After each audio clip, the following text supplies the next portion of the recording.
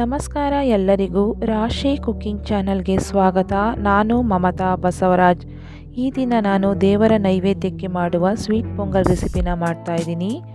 ಮೊದಲು ಒಂದು ಬಾಣಲೆಯನ್ನು ಬಿಸಿ ಮಾಡಲು ಇಟ್ಕೊಂಡಿದ್ದೀನಿ. ನೋಡಿ, 1 ಕಪ್ಪು ಹೆಸರುಬೇಳೆನ ಹಾಕ್ಕೊಂಡು ಮೀಡಿಯಂ ಫ್ಲೇಮ್ನಲ್ಲಿ ಸ್ವಲ್ಪ ಲೈಟ್ ಬ್ರೌನ್ ಆಗೋವರೆಗೂ ಫ್ರೈ ಮಾಡ್ಕೊಳ್ಳೋಣ.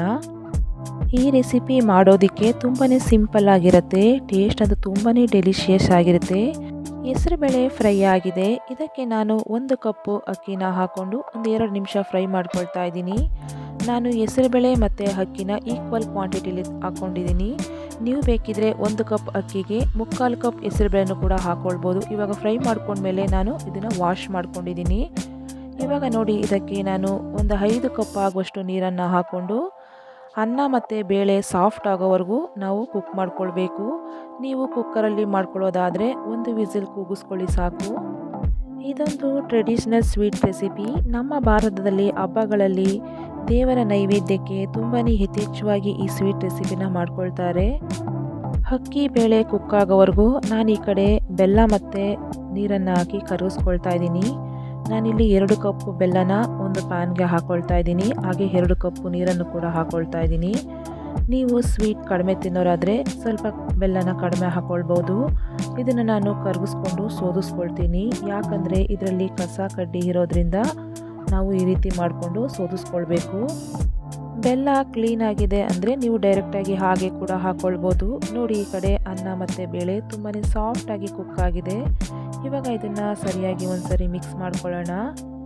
ದೇವರ ನೈವೇದ್ಯಕ್ಕೆ ಮಾಡುವ ಅಡುಗೆನ ನಾವು ಟೇಸ್ಟ್ ನೋಡೋದಿಲ್ಲ, ಆದ್ರೂ ಕೂಡ ತುಂಬಾ ಪರ್ಫೆಕ್ಟಾಗಿ ತುಂಬಾ ಟೇಸ್ಟಿಯಾಗಿರುತ್ತೆ. ಈ ರೀತಿ ನಿಮಗೂ ಅನುಭವ ಆಗಿದ್ರೆ ನನಗೆ ಕಮೆಂಟ್ ಮಾಡಿ.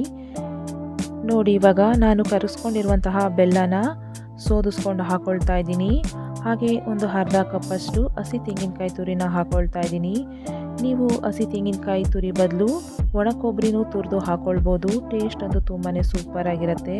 ಇವಾಗ ನೋಡಿ, ಸರಿಯಾಗಿ ಒಂದ್ಸರಿ ಮಿಕ್ಸ್ ಮಾಡಿಕೊಂಡು ಲೋ ಫ್ಲೇಮ್ನಲ್ಲಿ ಒಂದು 5 ನಿಮಿಷ ಕುಕ್ ಮಾಡ್ಕೊಳ್ಳೋಣ. ಅಷ್ಟರಲ್ಲಿ ಈ ಕಡೆ ಒಂದು ಪ್ಯಾನ್ಗೆ ಒಂದು 3 ಟೇಬಲ್ ಸ್ಪೂನಷ್ಟು ತುಪ್ಪನ ಹಾಕ್ಕೊಳ್ತಾ ಇದ್ದೀನಿ. ನೋಡಿ, ಸ್ವಲ್ಪ ಗೋಡಂಬಿ, ಬಾದಾಮಿ, ಒಣ ದ್ರಾಕ್ಷಿ ಮತ್ತು ಹಸಿ ತೆಂಗಿನಕಾಯಿನ ಕಟ್ ಮಾಡ್ಕೊಂಡು ಹಾಕ್ಕೊಂಡು ಫ್ರೈ ಮಾಡ್ಕೊಳ್ತಾ ಇದ್ದೀನಿ. ನಿಮಗೆ ಇಷ್ಟ ಇರುವ ನಟ್ಸ್, ಡ್ರೈ ಫ್ರೂಟ್ಸ್ನ ನೀವು ಹಾಕ್ಕೊಳ್ಬೋದು. ದೇವರ ನೈವೇದ್ಯಕ್ಕೆ ಮಾಡುವ ಅಡುಗೆಗೆ ಆದಷ್ಟು ತುಪ್ಪನೇ ಹಾಕಿ ಅಡುಗೆನ ಮಾಡ್ಕೊಳ್ಳಿ. ನೋಡಿ, ಇಷ್ಟು ಫ್ರೈ ಮಾಡಿಕೊಂಡ್ರೆ ಸಾಕು. ಈ ಕಡೆ ಪೊಂಗಲ್ ಕೂಡ ರೆಡಿಯಾಗಿದೆ. ಇವಾಗ ಸರಿಯಾಗಿ ಒಂದ್ಸರಿ ಕೈ ಆಡಿಸ್ಕೊಳ್ಳೋಣ. ನೋಡಿ, ಪೊಂಗಲು ಈ ಕನ್ಸಿಸ್ಟೆನ್ಸಿಲಿ ಇದ್ದರೆ ತುಂಬಾ ಪರ್ಫೆಕ್ಟ್ ಆಗಿರುತ್ತೆ.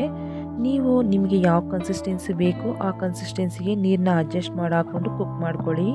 ನೋಡಿ, ನಾನು ಇವತ್ತು ಈ ಕನ್ಸಿಸ್ಟೆನ್ಸಿಲಿ ಮಾಡ್ಕೊಂಡಿದ್ದೀನಿ. ಇವಾಗ ಇದಕ್ಕೆ ನಾನು ಫ್ರೈ ಮಾಡ್ಕೊಂಡಿರುವಂತಹ ಡ್ರೈ ಫ್ರೂಟ್ಸ್ನ ಹಾಕ್ಕೊಳ್ತಾ ಇದ್ದೀನಿ. ಫಸ್ಟ್ ಟೈಮ್ ನಮ್ಮ ವಿಡಿಯೋನ ನೋಡ್ತಾ ಇದ್ದರೆ ನಮ್ಮ ಚಾನಲ್ನ ಸಬ್ಸ್ಕ್ರೈಬ್ ಮಾಡ್ಕೊಳ್ಳಿ. ನಮ್ಮ ವಿಡಿಯೋ ನಿಮಗೆ ಇಷ್ಟ ಆದರೆ ಒಂದು ಲೈಕ್ ಕೊಡಿ. ಕೊನೆಯಲ್ಲಿ ಏಲಕ್ಕಿ ಪೌಡರ್ನ ಹಾಕ್ಕೊಂಡು ಮಿಕ್ಸ್ ಮಾಡ್ಕೊಳ್ತಾ ಇದ್ದೀನಿ. ನಮ್ಮ ದೇಶದ ಸಾಂಪ್ರದಾಯಿಕ ಅಡುಗೆಗಳಲ್ಲಿ ಹೆಚ್ಚು ಜನಪ್ರಿಯವಾಗಿರುವ ಸಿಹಿ ಪೊಂಗಲ್ ರೆಡಿಯಾಗಿದೆ.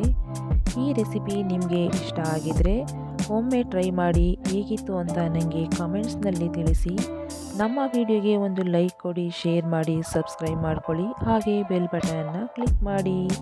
ಇದೇ ರೀತಿ ನಿಮಗೆ ಟ್ರೆಡಿಷ್ನಲ್ ರೆಸಿಪೀಸ್ ಬೇಕು ಅಂದರೆ ಕಮೆಂಟ್ ಮಾಡಿ.